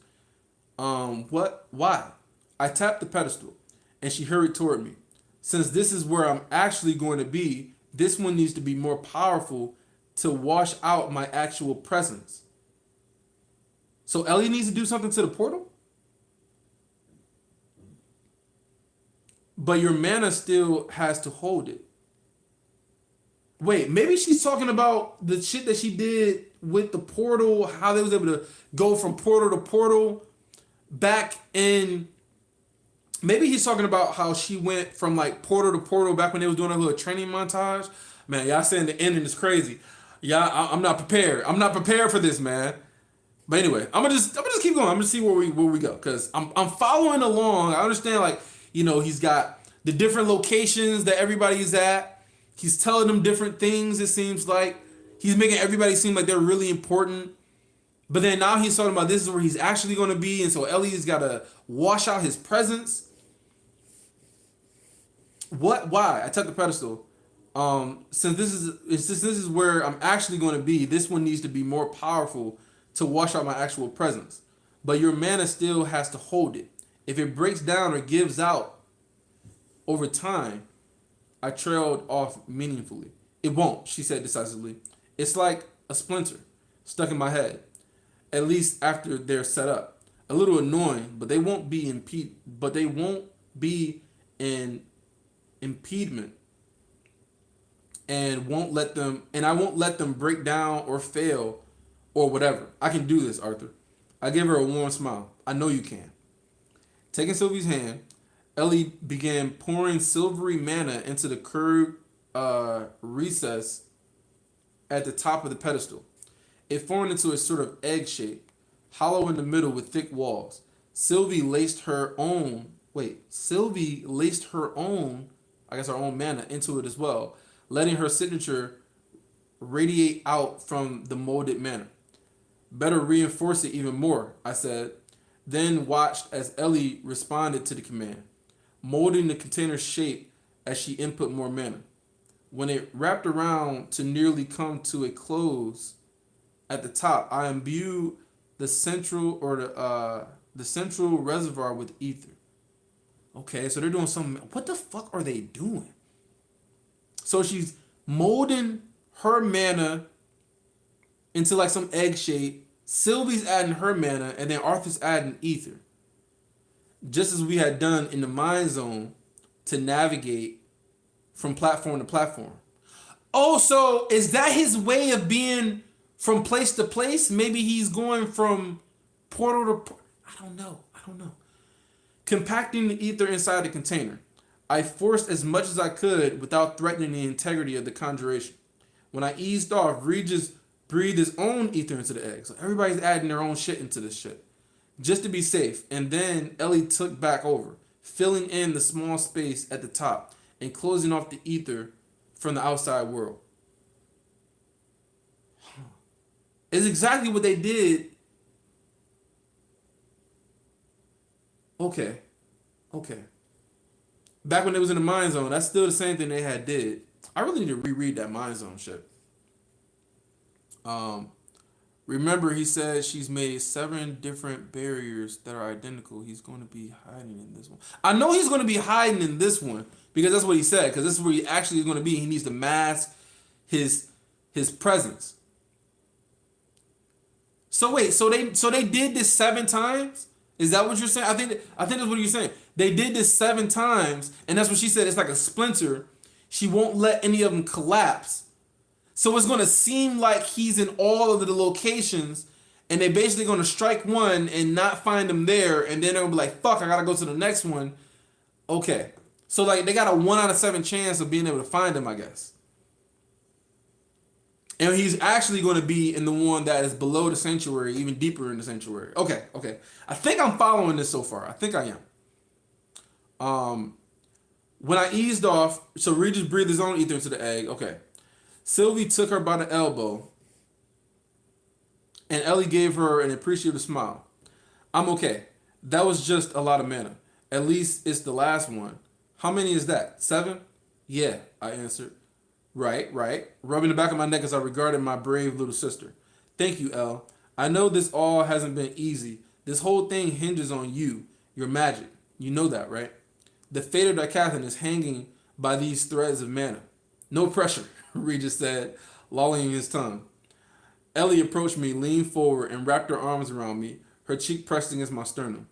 You're really going to just sit down here and meditate or whatever for days, weeks? It could even be months, Regis said helpfully, and Sylvie nudged him with her knee.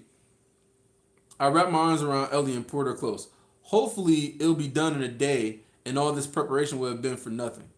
I couldn't quite put that hope into my tone, though. Not a day ago, word had come from Alaric and Alacria. Alaric. Who the fuck? I think Alaric is. Who the fuck is Alaric? Isn't Alaric the former Ascender? He was in a war and he lost his arm. I think that's who Alaric is. No. Alaric is the dude he was working with in Alacria, right? Yeah. The dude he was working with in Alacria, who was his uncle. Right. Yeah. That's who that is. Fuck, we haven't heard from him in a minute. Okay, word had come from Alaric and Alacria stating that there was a lot of strange movement amongst Agrona's forces, only reinforcing my decision to take such involved steps to prepare. I released her, and Ellie took a step back, staring deep into my eyes, her expression inscrutable. Why does this feel so much like goodbye? She asked. Caught off guard, I stumbled for a response. It was Sylvie who squeezed my sister from the side and smiling comfortingly said, "That's just the nerves talking. We'll be back before you know it." So they all are leaving? I'm so. How are they all going into the Keystone? They've never been able to go in there before. I have no doubt. You have to believe me. I can see the future, remember? Ellie giggled and nuzzled into Sylvie's shoulder. All right. I have earth-shatteringly important things to do back in Vildorio, Ren said gruffly. Come on, girl. It's time to get moving. I caught his eye and gave him a thankful nod, but he only scoffed in response. Ellie walked backwards as she made to follow Ren, who was already marching away. She waved and then turned and ran to catch up. In moments, they were out of the small chamber and ascending. I'm cold as hell, bro. I mean, like, whew, I'm chilly over here, man. I should probably turn up the heat. Anyway, I waited, trailing them with my senses until they were well away, then turned to my companions. Come on, I said, gesturing to Regis and Sylvie. The journey to the refuge I prepared did not take long. Inside, I kicked off my turn shoes and stepped down into the pool of glowing liquid. Withdrawing the keystone, I eased into a sitting position so that the liquid came up to my stomach. I stared down at the keystone's unremarkable form. Sylvie waded into the pool beside me, her clothes feathered across her body, shifting to become a tight-fitting black scale fabric that covered her entire body from neck down. She sat facing me. We're with you, Arthur. Whether we like it or not, Regis jibed from his place near my core. Everything that could be done already had been. The captain's protector stood ready to meet any challenge that might come from Agrona. All that remained for me was to enter the keystone. Ether flowed from my core and imbued the keystone, and my mind followed, as it has so many times before with the other keystones. A gentle application of Aurora's Requiem allowed me... Okay, hold on. A gentle application of Aurora's Requiem allowed me to approach the etheric barrier, while Realmheart's vision guided me through the invisible pathways to the interior. A gentle application of Aurora's Requiem allowed me to approach the etheric barrier. Oh, so he's in the keystone. So he used Aurora's Requiem to approach the etheric barrier. Realmheart guided him through the invisible pathways to the interior. For the first time, I faced the barrage of lightning bolt-like memories with King's Gambit, which I activated immediately. So he faced the barrage of lightning bolt-like... So all the memories are flashing through. So he used King's Gambit to try to sort everything out. My thoughts, instead of being overwhelmed by the storm, easily absorbed and processed and arranged the mental feedback and noise.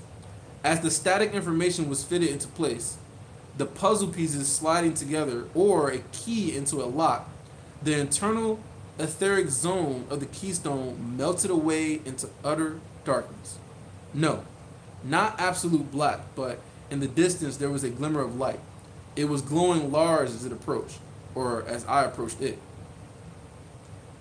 As if I were looking through a foggy window, everything around me turned into a bright blur, forcing me to shut my eyes. Indiscernible sounds assaulted my ears, making me dizzy.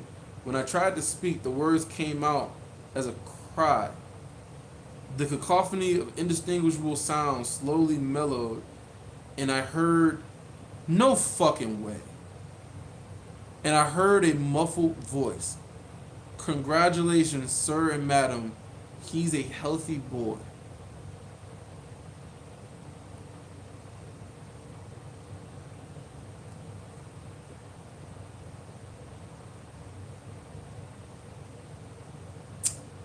Huh. Huh. Really? Really? Okay, so my mind immediately goes to he's experiencing being born as Arthur Lewin again. But maybe, possibly, he's experiencing being born as Gray. You know, because he was born into that room and he had a dad and a mom, and then they sent them out for adoption for some fucking reason. Because we never found out why he got put up for adoption. It seemed like they were really sad about it. He had a dad, his dad was there, and it was like, they felt like it was something that they had to do. I forget exactly what Sylvia had saw, but I remember it seemed like he was really loved, and they like sent him to be put up for adoption for some weird reason, and we never got any explanation to it. So maybe if he if he lives life as Gray as a baby, but he's like, you know, Arthur and shit, and he's in his body as a baby, maybe he'll get more answers as to why all this shit happened in the first place, like why he was put up for adoption. Maybe he gets information about his parents or something, you know. So here's my question, and I might pose it as a poll. Is he about to redo life as Gray, or is he about to redo life as Arthur? Cause I'm leaning towards Gray. I don't know for sure though. Because what would be the purpose of him redoing life as Arthur? Like, what would he need to learn from going through life again as Arthur? Or he's being born in Alacrity this time. He could be born as a whole different person, or maybe he could be born as an Asura. I don't fucking know. You know what I'm saying? Or maybe he went back in time and he's born as one of the Jinn. I mean, it could be so many different things.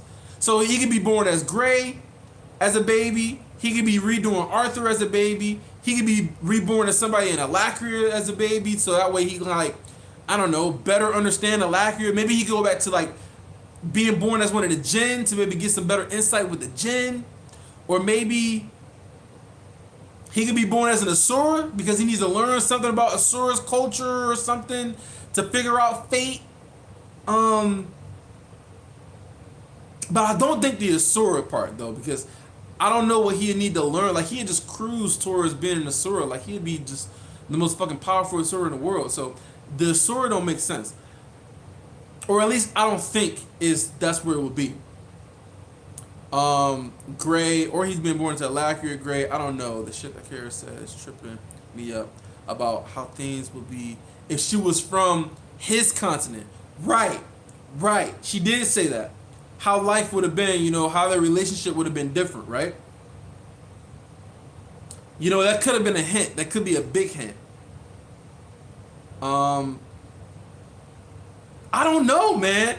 I don't know. He could be doing. It could be anything. It really could be anything. So let me see. So he had to use, you know, Realm Heart, Aurora's Requiem. He had to use all that shit in order to get to the Keystone. So let me see. My thoughts, instead of being overwhelmed by the storm, so there's a storm, easily processed and absorbed everything. The information was fitted into place like a puzzle piece sliding together into a key or into a lock. The internal etheric zone of the Keystone melted away into utter darkness. Not absolute black, but in the distance there was a glimmer of light. So we know that what the light means. It was growing large as it approached. Forcing my eyes shut, the sounds assaulted my ears, making me dizzy. When I tried to speak, the words came out as a cry. The cacophony of distinguishable sounds. Congratulations, sir. See, they said sir and madam. They didn't say like, oh, congratulations, you know, the Leywins or anything like that. Let me.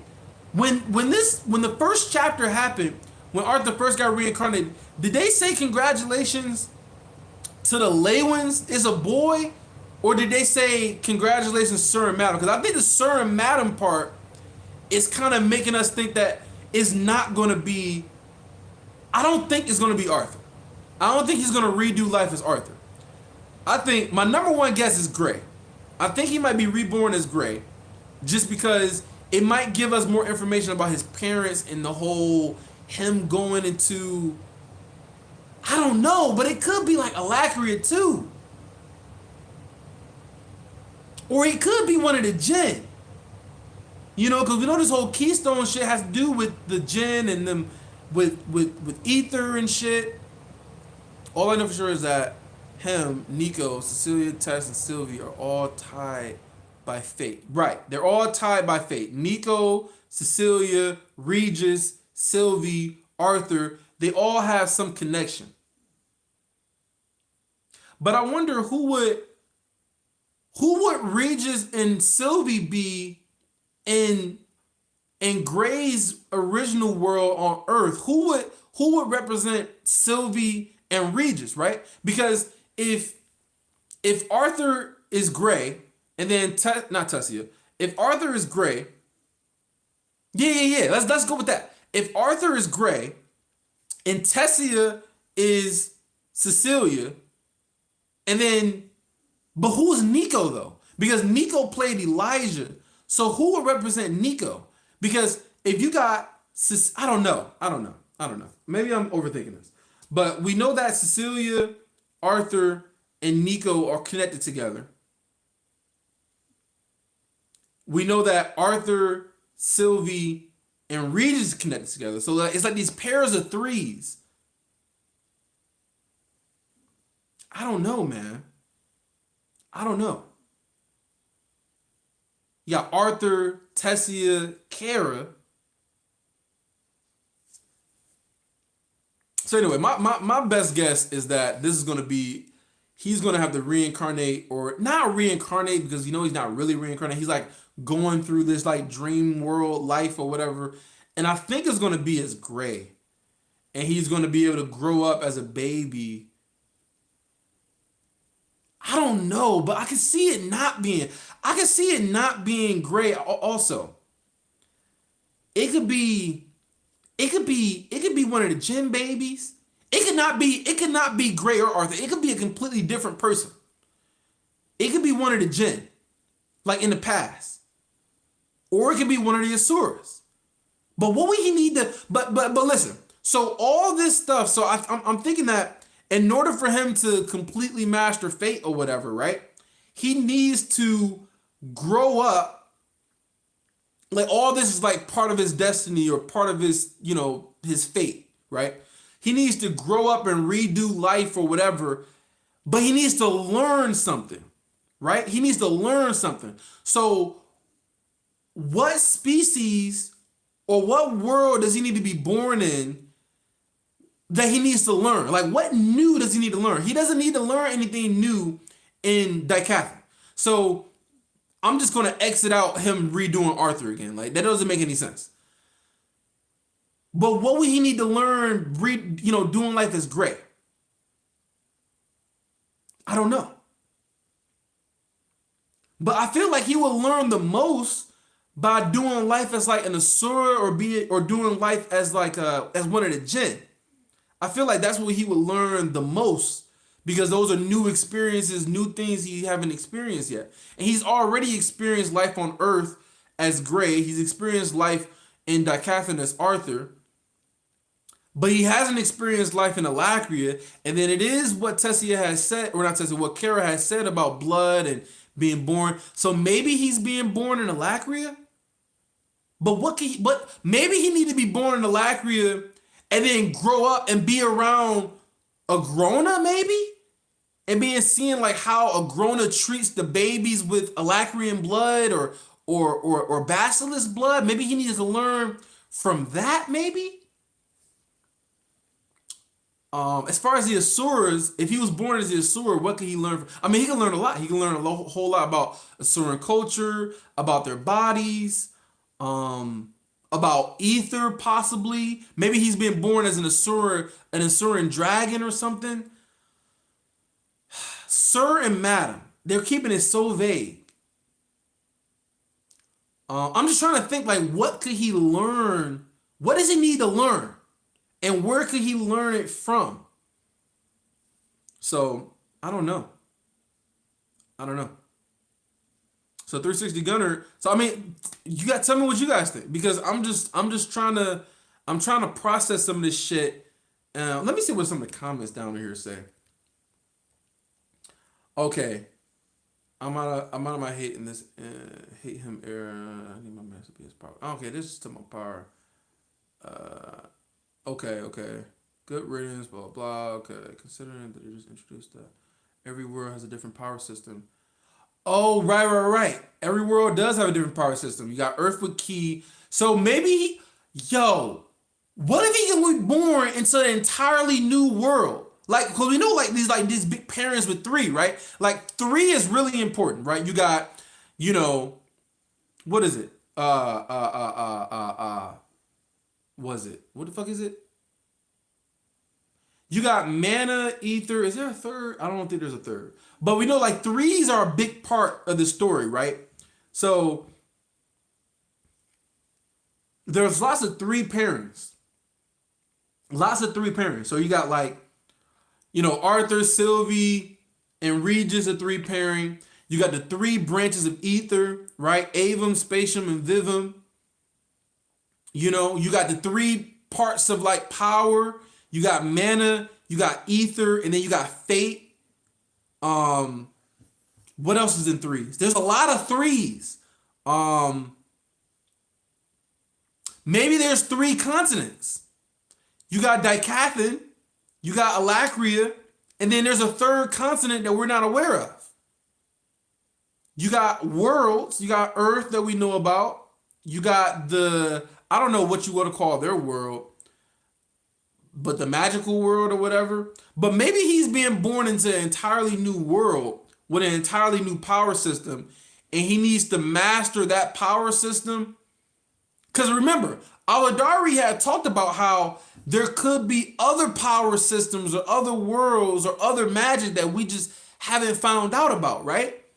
You know, he's talking about the layers. Remember the layers upon layers upon layers and shit? So maybe there is another power system, another world that they don't know about yet. And he's about to be born into that world. The three races, right? Human, elves, and dwarves, right? So maybe there's another world that they don't know about yet, and he's about to be born into that world, and he needs to master that world's power system. Because he basically mastered Ki when he was in Earth, and then he mastered mana to an extent, and then he started to master ether. So maybe there's a third power that he needs to master, and that's why he's being born into that world. And that's the insight that he needs to learn in order for him to learn about fate. So now I'm starting to think that it could be an entirely new world. Not the L, or not the Jinn, not the Alacria, like an entirely new world. I think that makes a lot of sense. So let's see what you say, Gunner. The best is the only telling half the truth. I suppose because or that lack of his wisdom never told you it was to build an army capable of bringing down the other sword. No. Wait, what is this quote? The best is only telling half the truth. Yeah, we know that telling half the truth is the best way of like telling a lie, right? Kez's or that lackey of his, Winsome, right? This is a Grona, never told you it was to build an army capable of bringing down the other Asura. No. It was to build. This is a Grona speaking to Arthur. Yeah. So yeah, I recognize this is a Grona's talking about some stuff. He's talking to Arthur, huh? Oh, was he talking to him back when he took over Sylvie's body? That's probably what you're referencing. It was a building army capable of bringing down the other Asura. No.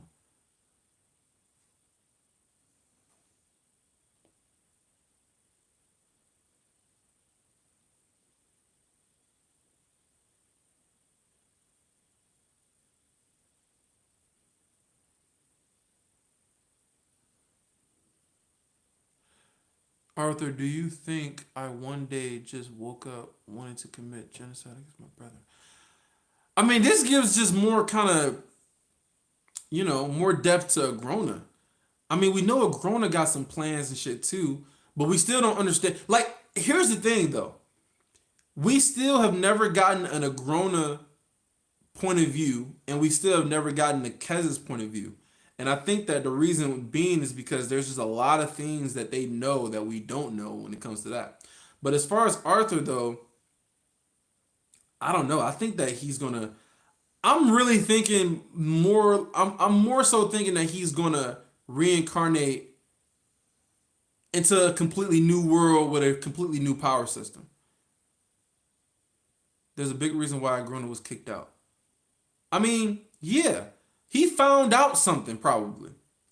Because remember, they said that he threatened to expose the fact that they annihilated the Jinn, and because of that, he was kicked out because he didn't agree with what they were doing. Because he loved going down to the human world, and they said that he used to imitate, I don't know, one of the animals or humans or something like that, and he kind of like study them or whatever. He might be in Asura now to witness the Jinn's genocide and the Grona leave. He could be. He could be. He could be. But he need to learn something though. I don't know. But yeah, it could be so many different things. It could be so many different things. It could be so many. I'm kind of just thinking that it's a 0% chance he's about to redo being Arthur. That doesn't make any sense. Maybe he's about to redo being Gray. That's a possibility. Maybe he's gonna redo being, go and being Asura. That's a possibility. Maybe he needs to redo being a Jinn and witness their extermination too. I'm thinking it might be a whole new world. Man, he really fucked us with this chapter, man. He really did. I just don't think it's an entirely new world when Arthur said the story is when Arthur said the story is 85% done. But listen, he could still go through a new world, but just accelerate it. He can accelerate it and make it go by a whole lot faster than normal, right? But okay, I kind of get what you're saying, because if there's a new world, he will want to try to flesh some things out, right? If he's in a whole new world, there's a whole new government, there's a whole new system, a whole new power he need to learn. I think you might be right, because he would have to do so much more, put so much more details into the story if it was a whole new world, because he would have to like flesh out a whole lot more stuff, and that would just take a whole lot more time. So I think you might be right. I think it might not be a whole new world. But it would make sense though, because of everything that Aladari said, with everything about the powers and the key systems. Because remember, he used what he learned about with Ki to better utilize mana. That's how he was able to form his core so early. But then you got all the shit that he learned from Ether though. So I don't know. I don't know. It could be a completely new place, and he has to use what he's learned to figure it out. It could be. It could be something to where like he could just not like flesh. I don't know. He could make a new world, but have it be different and not be so like fleshed out and detailed. I don't know. But then you have to like meet new parents. You have to meet new everything. I have no idea. But I'm gonna do a poll though. I'm gonna do poll, and I'm gonna do a poll and see what most people think as far as like what world it's gonna be reborn in. So yeah, that's what I'm gonna do. But yeah, I'm gonna do that poll. But this chapter's crazy. This chapter is definitely a shock. I mean, it makes sense though. I will say, it makes a whole lot of sense. But I definitely didn't see it happening this way. I don't know. Next chapter is going to explain a lot. Next chapter is going to explain a whole lot as far as like what to expect with this whole keystone and what he needs to learn. I think that we're going to get a lot more information about the next chapter. Or he might do some bullshit and completely switch to a different perspective and go to like Cecilia or Grona or some bullshit like that, because he doesn't want to jump to Arthur waking up so quick. That's probably what he's going to do. He's probably going to jump to somebody else's point of view, and we're not even going to get what Arthur's, where Arthur's going to, wake up at in this new world or new timeline or whatever. That's probably what the fuck's going to happen. That's probably exactly what's going to happen. He better live this life fast. You're talking about live this life fast? Right. Live, yeah. Yeah, so I mean, it could be. Or we could get the Lancers fighting somebody too. We could do that. We could get a perspective from that, because he got all these preparations in store. But then again, here's the thing though: how long do y'all think he's gonna be in there for? Because I'm thinking it's gonna be a whole lot. It's gonna be a whole lot longer than he expects. I think it's gonna be longer than 2 weeks. Remember, he was in the ether realm for, what was it, 2 months or 3 months? Something like that.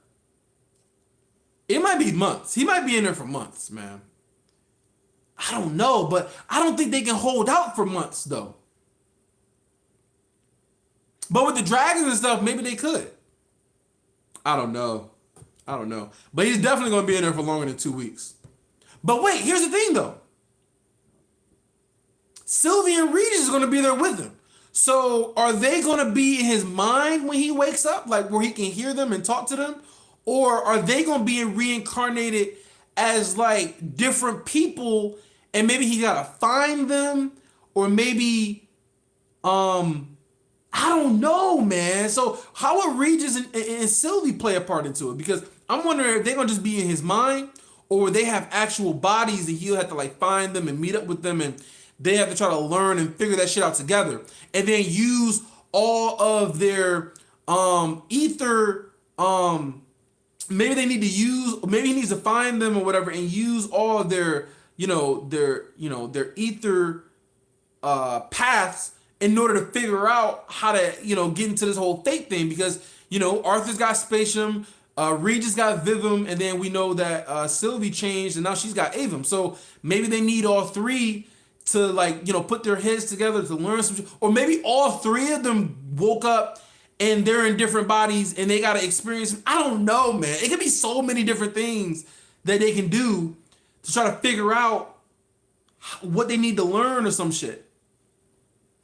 You don't think that Regis and so I thought that they did, because that's what she was saying. She said that like, we're gonna be right there with you, and after we get out, I think that's what she said. She's like, after we're with you, Arthur, whether you like it or not.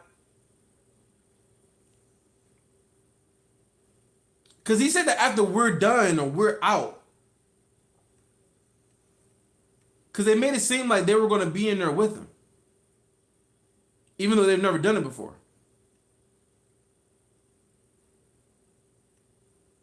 I don't know. Maybe I'm wrong. I don't know. But yeah, that's where I'm gonna leave this chapter just how it is. I'm gonna leave it at this. But yeah, this chapter was dope. And I appreciate you guys coming in. Some people saying some crazy shit that don't make any sense, but I'm gonna check you guys out in the next video. This shit is dope. And I don't know if they went with him or not, because they said it. They said that the way that they worded it as if they were going to go with him, like after we get done or after we get out. I forget where it was. Will this be enough? I want to match my ingenuity. They made it seem like they were going with him, but maybe they won't. I was trying to find a place where they said that after we're done or after we're out or something like that. Better reinforce it. I'm okay. Yeah, thank you. No pressure. He said we could be back or we could be done in like a day or something like that, right? It's just the nerves talking.